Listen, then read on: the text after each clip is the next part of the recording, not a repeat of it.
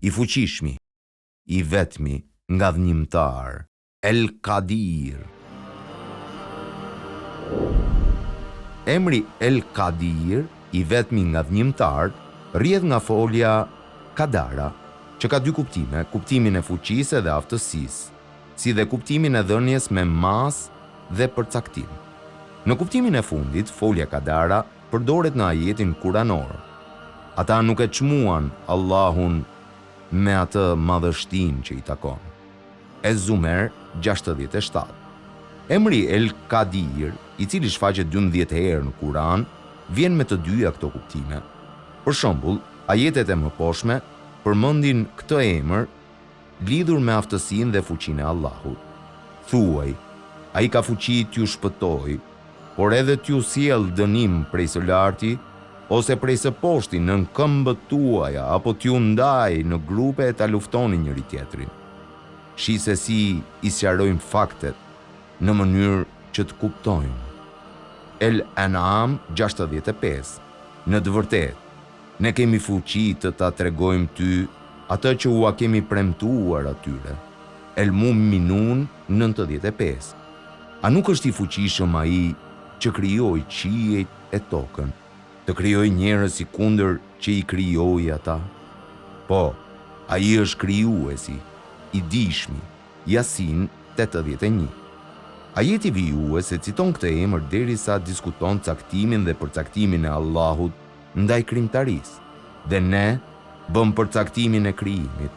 Sa përcaktues të mirë jemi. El Murselat 23. Këto dy kuptime janë të ndërlidhura me njëri tjetrin. Allahu është i aftë për të gjitha gjërat. Asgjë që ai synon nuk dështon së ndodhuri. Prandaj çfarëdo që ai përcakton dhe dekreton, do të ndodh pikërisht sipas përcaktimit të tij.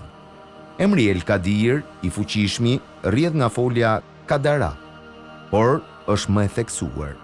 Ky emër në referencë ndaj Allahut përmendet 45 herë në Kur'an. Kudo që të jeni, Allahu ka për t'ju tubuar të gjithëve. Allahu ka fuqi për çdo sen. El Bekare 148. Nëse publikoni ndonjë të mirë ose e fshini atë, ose i falni ndonjë të keqe dikujt, Allahu i plot fuqishëm fal shumë. En-Nisa 149. A nuk di se Allahu është ai që sundimi i qejve dhe i tokës është vetëm i tij?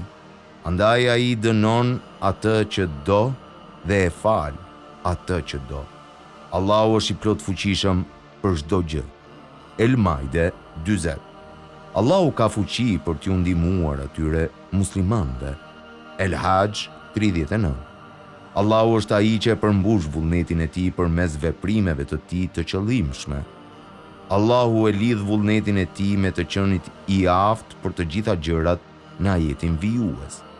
E sikur të donte Allahu, do t'u amerte të dëgjuarit me krismën e bubullimës dhe të pamurit me shkëndijën e vetëtimës. Vërtet Allahu është i plot fuqishëm për çdo gjë. El Bekare 20. Në këtë ajet, Allahu i drejtohet hipokritëve, duke i paralajmëruar se ai është i fuqishëm për të gjitha gjërat dhe se vullneti i tij është i pashmangshëm. Allahu e përmend fuqinë e tij, duke pohuar se ai obrogon nga shkrimet e shenjta çfarëdo që dëshiron dhe i zëvendëson ato me shkrime të tjera. Ai thotë: ne nuk abrogojmë, pezullojmë asnjë nga argumentet tona, ose ta hedhim në arrese të mos sjellim edhe më të dobishëm se ai, ose të ngjashëm me to. A nuk e ke ditur se Allahu është i plot fuqishëm për çdo send? El Bekare 106. Allahu i zëvendësonte disa rregulla ligjore dhe mësime fetare me ato që ishin më të mira për të dërguarin e tij sallallahu alaihi wasallam dhe ndjekësit e tij. Fuqia e Allahut është e plotë dhe gjithëpërfshirëse. Me të, ai solli qiejt edhe tokën në ekzistencë. Me fuqinë e tij, të gjitha krijesat mbahen, cikli, jeta dhe vdekja shpalosen dhe zemrat kthehen në të vërtetën. Me fuqinë e tij, ai shpërblen robërit e tij.